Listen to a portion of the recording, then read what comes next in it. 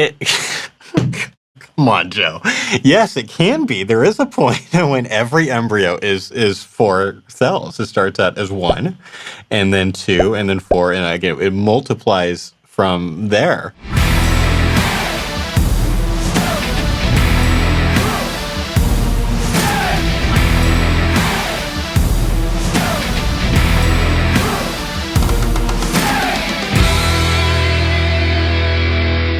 Welcome back to Apologist Reacts. I am taking a look at a 5-6 minute clip from the Joe Rogan show called Joe Rogan on the Abortion Debate. I've never heard Joe Rogan's opinions on abortion. So there's another clip on my list that I want to do that's it's like a 20-minute one that will probably go into more detail. But let's start with this short one and take a look at how this dialogue goes, and I'll just provide commentary as we go.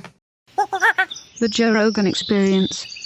You know, it's like why I get annoyed at the Christian right. You know, they're always like, oh, abortions you're killing babies. What we need to do is have those babies and support young mothers who support young single moms. I'm like, when's the last time you fucking volunteered to support a young single mom who had a baby? Christian dude posting on Twitter. When's the last time?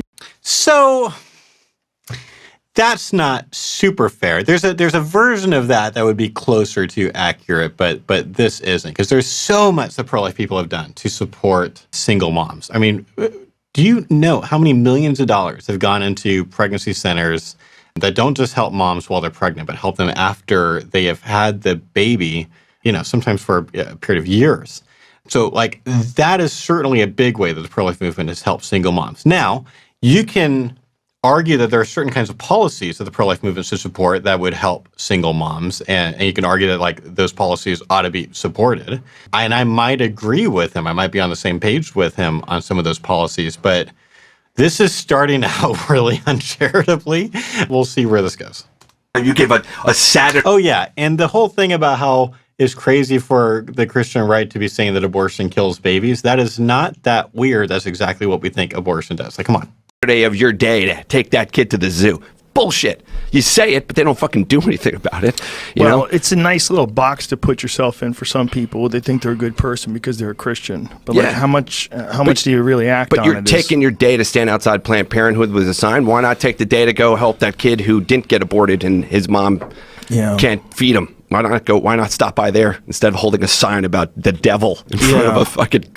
Yeah, but like, it's not just the pro-life side that does protests and hold signs. Like, both sides do protest. Where like, you could be like, instead of holding a sign at a Black Lives Matter rally, you should be donating this much money to, you know, some charity that's going to make a bigger difference to help African Americans or curb police brutality or whatever. Like, almost anyone would be like, you can do both. We can walk and chew gum at the same time. Like, it is totally reasonable for people to do public protests. There are a lot of pro-choice protesters in front of the Supreme Court on this issue, and he's not going to have a problem with that. And so, sure, of course, I think society and churches and even government policies should be helping single moms a lot. I'm completely for that. But the whole idea that, like, how dare pro-lifers hold signs in front of Planned Parenthood where they think that abortion kills babies? Like, come on, dude. Clinic for women. It's just weird. It is weird. It's a weird thing that you can do it too, right? I mean, that's one of the weird things about people, is that we know that if we don't do anything and we take care of ourselves, a baby's coming. And like, if you get the first countdown, like, it's almost like we agree that there's like levels to the countdown. Yeah. Like, in the first couple of days, no one gives a shit. Just pull the plug. Bang. Yeah. And then everyone's looking at everybody like, you feel okay? What happened? Yeah. It's not that big of a deal. It's like, how many cells was it? It was only 4 cells at the time. Mm-hmm. Like, okay, 4 cells is not a lot of cells. No. And you start thinking, I don't think it really ever can be 4 cells, but you get my point. Come on, Joe. Yes, it can be. There is a point when every embryo is 4 cells. It starts out as 1, and then 2, and then 4, and again, it multiplies from there.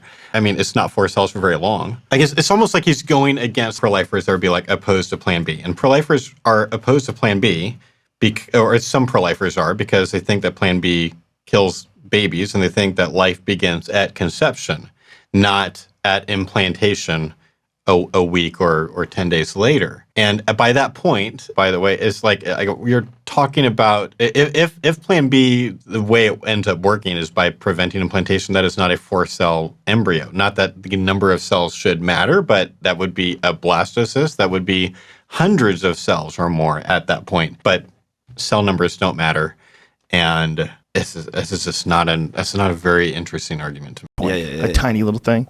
And then when do you decide that's a person? I get by the When way. it looks like one? I get the argument, and I do think that I have my own personal philosophy on how I would handle a situation.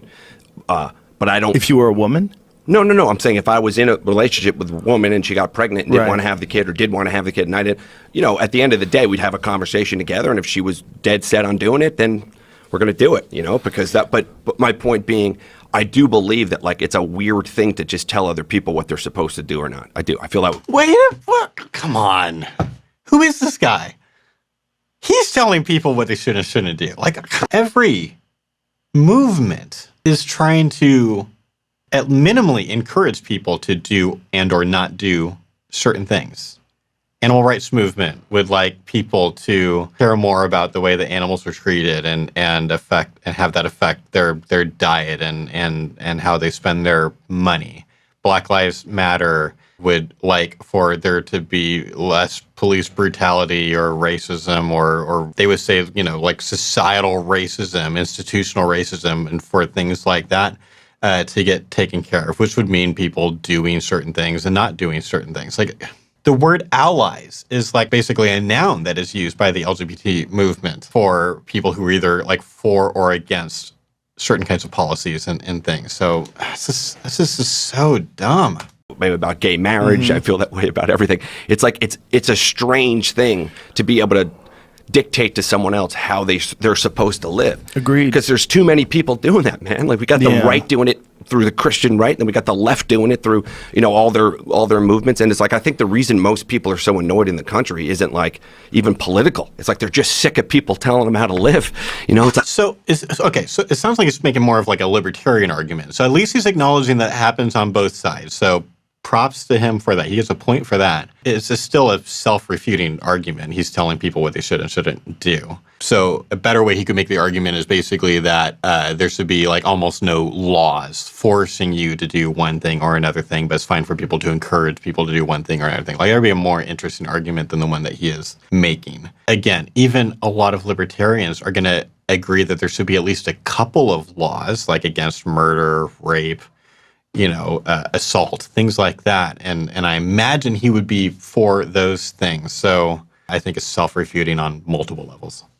It's I get it. I can't say that. Oh, you want me to not have a gun? You hate guns. Yeah. It's everyone just fucking stop. It's we need a national timeout for 5 minutes. I think we're just learning how to use this thing, man. We're learning how to integrate society into this kind of communication that we share right now. It's just we're still figuring it out. I talked about that with somebody the other day. I was actually just doing a set on stage, and I was riffing a little bit about how we talked about the Second Amendment a lot, and the founding fathers didn't know we were going to have assault rifles. They didn't have the foresight to see that, so we have to rethink what that means. And it's well, they didn't know we were going to have Twitter.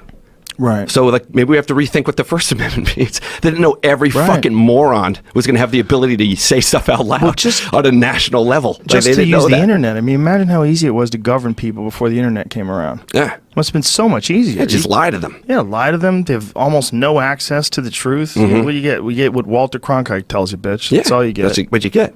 It's like the entertainment industry. It used to be you want to hear a song? Merv Griffin and Dick Clark will let you know what songs you can hear. But if you were on the side of the people that are anti-abortion, there's one side of you that has to logically interpret that if these people really did feel like babies were being murdered, like it was their perspective that babies were being murdered, if you completely ignore that perspective and just try to say it's a woman's health issue, I almost get where their mind is at. I don't think that they should be interfering in anybody's life, especially when something is legal and people and they fundamentally believe that's what. I appreciate that he was at least willing to acknowledge, if you were in the shoes of a pro-life person who thinks this, then of course just pointing at women's health care or whatever, like, is not going to be persuasive. But then he immediately goes to, but, at least it should be legal. It's like, you're not doing the thing that you just said you got to do. Like, if we think it's killing babies, of course we don't think it should be illegal to kill babies. Just like this guy doesn't think that it should be illegal to kill babies after birth. Like, what's happening, and you could see how don't if interfere. you thought babies were being killed up the street, you're like, we can't allow this to happen. But what I'm saying they'll is, tell you that they are babies. Yeah. And the problem with that argument is it holds some water. sure, Like, you really have to, if you're going to be a rational person, and I'm 100% pro-choice, but as a rational person, you have to look at what it actually is. If you don't, well, then we're playing a game. The game is you want your side to be correct. But the reality is, this is a very complicated, weird thing. so I appreciate everything you're saying here. This is way more on target. I mean, obviously, I'm not pro-choice. Like, I don't want him to be pro-choice. But, like, if you're going to be pro-choice, you need to actually take a look at what is the thing being killed in an abortion. Everyone agrees something is alive and that is not alive after an abortion. And, of course, if you don't think it's a person, then that's not going to be very problematic for you. But if you do think it's a person, it should be very problematic to you. I know that bodily autonomy is another important part of the debate. So you can make arguments for abortion that skirt around the personhood issue. And we've got all kinds of resources on that topic. It's a very important part of the abortion debate. I'll link to a landing page that has videos and articles and stuff about that. But I've had 2 times in my life where I've talked to a pro-choice person who really believed that the unborn was a person and only argued for abortion based on bodily autonomy arguments. And these are people that, like, I pushed. I'm like, you really think at the zygote stage it is just like a person? It's not like some value like a golden retriever. It is like you and me. And they're like, yes, that is my view. I am only pro-choice for bodily autonomy reasons. Those are pretty rare people. I think most pro-choice people believe 2 things at the same time. One, they think the unborn is not a person, at least for the first 12 or 15 weeks.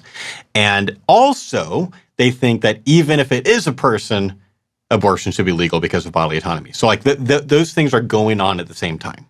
And that means that pro-life people need to be ready to talk about both of those things. And pro-choice people should be thinking about both of those things too. yeah, There's like a life in your body. And for sure, a guy shouldn't be able to tell a girl what she can do. totally agree with that. You can't tell a woman she has to keep it. People have already aborted babies. There's a precedent for it. You can't tell them what they can do. All you can do is Okay. Just because people have aborted babies in the past doesn't mean that people should be able to abort babies in the future. Just because people have had slaves in the past doesn't mean that people should be able to have slaves in the future. Like, that is such a weak argument. Come on. support their decision. Or You can weigh in. I think if you're the offer- dad, you can weigh in on what you want, but at the end of the day, she's going to decide what she wants to do, and you just got to agree with it. Yeah. I think that's the move. I think, So I don't think you have to, I mean, legally speaking, the guy doesn't have the right to control what she does. But that doesn't mean that you have to just agree with whatever she says. Like, there are a lot of men who deal with a lot of regret and grief after abortion because they tried to convince their girlfriend or their wife to not have an abortion because, like, they were pro-life in a way that she wasn't. And ultimately, of course, they couldn't control what happened to their baby, and they grieve that and are upset about that. So you don't have to just agree with the person. You cannot legally control what she's going to do. It's a very complicated thing. Like, a life form that will eventually become a person is inside your body. What do you do? Like, you imagine. So, I mean, obviously, we don't think it eventually becomes a person. We think it is a person right in the beginning. But this is, pro-lifers, you need to understand, this is what most pro-choice people think. They think that it becomes a person at some point later. You are growing a potential person in your body, but it is nothing valuable in the beginning and eventually becomes a person. It grows into a person. I just read someone who wrote it that way this morning. You just have to understand, like, sometimes when pro-lifers say, like, it's so weird that pro-choice people say this thing. It's like, yeah, but imagine you didn't think the unborn was a person from conception, and, like, it's a lot less weird now. We had to make that decision. Yeah. We're lucky that chicks do it because we don't think correctly for that proposition. We have no ability to Wait. weigh What? those options. What's But he I do. saying? It's a very complicated thing. Like, a life form that will eventually become a person is inside your body. What do you do? Like, you imagine we had to make that decision. Yeah. We're lucky that chicks do it because we don't think correctly. Okay, so it's like a men are stupider than women or less rational than women thing, a good thing. Okay, it's a terrible argument, but okay. For that proposition. We have no ability to weigh those options. But I do think that... And yet you are giving commentary to everyone about what about what you think that the options ought to be. When I think about that, I agree with you, and I think most issues in the country are like that, and that's the whole problem. There's no rationality on either side. There's no rationality on either side. I don't think that's true. I think there are rational people on both sides of every issue. Like I just hate this thing that's like, if people disagree, then they must be irrational. Because, this issue is so simple, or like any issue. Like I think basically almost no issue is that simple. Obviously, like there's really extreme things, like basically no one is pro-genocide or whatever. Okay, I'm saying like for the kinds of issues that like people vote on, when you think about like what kinds of issues that like a politician that you might vote for, what are they for and what are they against? Like the lists like that.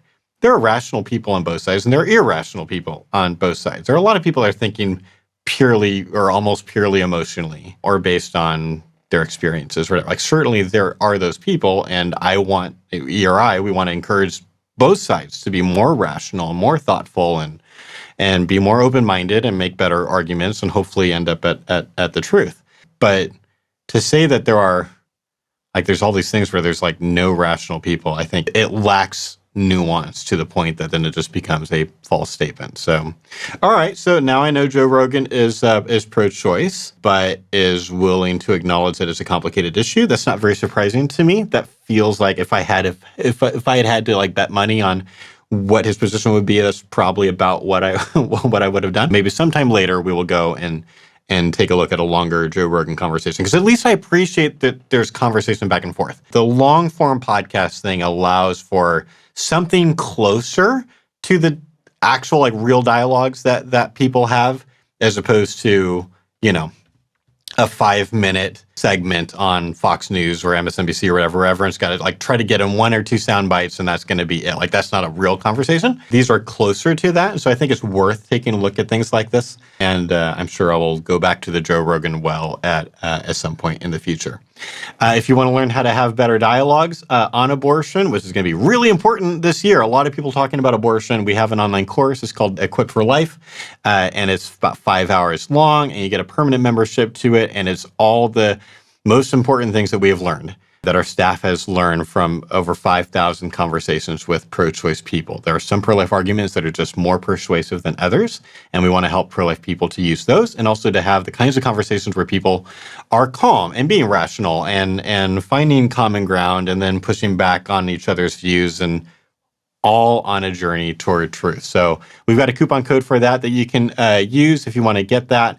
Subscribe if this is helpful to you. If you appreciate this kind of content, please subscribe, like it, share it with people. There's just not a lot of stuff out there like this, I think. And I think just about everyone can agree that it would be great if everyone in society was having better dialogue. So this is the kind of content that hopefully we can put out and help people to get on that trajectory where we are less tribalistic and more able to have tough conversations. So, all that being said, I hope you go and have a good conversation. Thanks for watching.